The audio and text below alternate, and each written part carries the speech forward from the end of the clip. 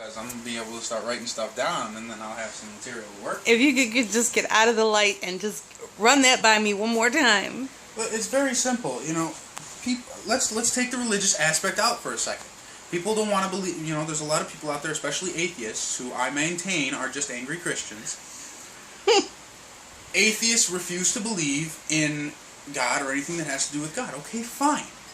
So, let's go back to the whole evolution thing. If we came from apes, where did apes come from?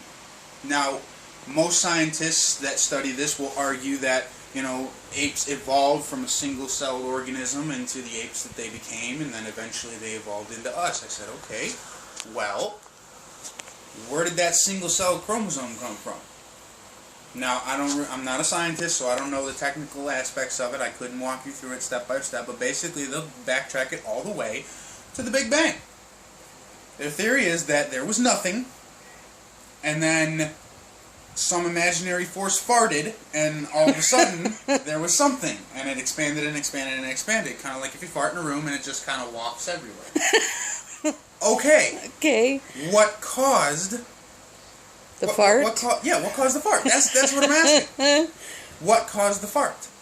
The thing is, if you go through evolution, I'm going to go through evolution with you. I'm going to backtrack as far as your theory will go, and then I can go further, and you can't. That's the thing. That's where religion comes into. Every single question that has been deemed an unanswerable question can be answered with God. Perfect example. What came first, the chicken or the egg? The chicken. Religious people know because God created all things, so God created the chicken. If you don't believe in God, you can't answer that question because logically you know a chicken comes from an egg. But you need a chicken to lay that egg, which will eventually hatch into a chicken. It's maddening. Don't try and figure it out. Trust me, you don't want to. Another question. What happens when an unstoppable force meets an immovable object? Nobody can seem to figure it out. It's very simple. When an unstoppable force and an immovable object meet, God steps in and says, alright, calm down now. It's okay. Everybody just go back to your corners. It's all good. We move on with our day. The point is, every single question that is deemed an unanswerable question that these scientists cannot figure out how to answer it can be answered by God, by Christianity. There's a book, I swear, there's a book. These scientists loves to read and make books. There is a book that tells you these things. Seriously, they'll always be like, "Oh, look it up, go read a book." I'm reading a book, and you're telling me that I'm not reading the right book. Apparently, I don't know. So, what do you think that all of this has to do? I mean, as far as with what they're doing with CERN, because that's all about the moment after the Big Bang Theory and all that. What do you think they're really trying to do? They're trying to answer the age-old question. If the theory of evolution is true, and the Big Bang Theory is true, they're trying to figure out that, the Big Bang Theory basically is, like I said, that there was nothing, and then all of a sudden there was an explosion, and now there's something. They're trying to figure out what that explosion was. Even that can be answered by God, okay?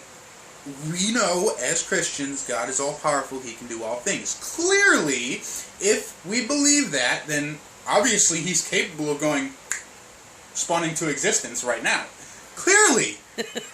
But no, they don't want to think of it like that. They have to prove some crackpot, unnecessary theory to discredit God. I don't know why. Maybe they had a bad upbringing in Catholic school or something. I don't know what happened with that. But the point is, people are always trying to discredit God. And every time they do, their theory pretty much gets crapped on. It's just what it is. So, would you say it's safe to say that every time they try and prove a theory, or prove that, or disprove, every time they try to disprove what they call theories regarding God and creation, every time they try to disprove it, would you agree that every time that they try to disprove it, that they actually are only further showing that He is real, that He did create all things? Let me put it to you this way. Further validating Him? There's two types of scientists out there. There are scientists, and it truly, I believe it boils down to this. There are two types of scientists. The first type of scientist is the scientist that's trying to prove that modern day science and modern day logic can coexist with the Bible. That modern day explanations can be tied to explanations from the Bible. That's the first type. The second type is the scientist that feels the need to discredit the Bible and by extension discredit God. Now, hold on, let me catch my train of thought because it's kind of running away from me right now. Hold on. I had it. Hold on.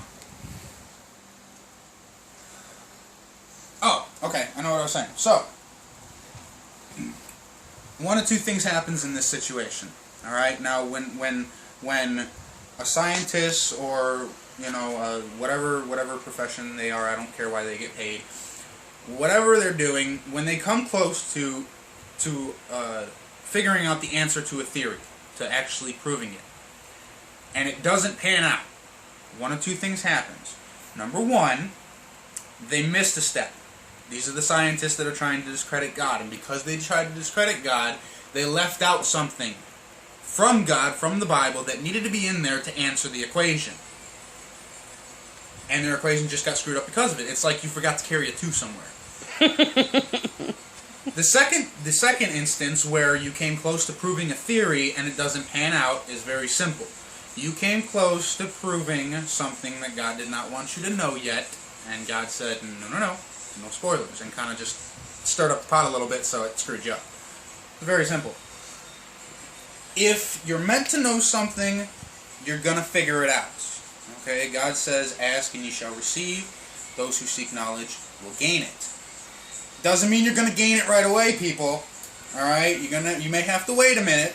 Alright? God may say, alright, calm down a second, we'll get to you in a second, just, one at a time. You gotta understand, there's a long line of people that are asking him something, alright? Just wait your turn, alright? You got your number, wait your turn. You will get the answer you seek eventually. It may not be the answer you want, you may not like the answer, but you'll get it eventually. So what do you think happens when a scientist is looking for an answer to a question and they don't get the answer that they wanted?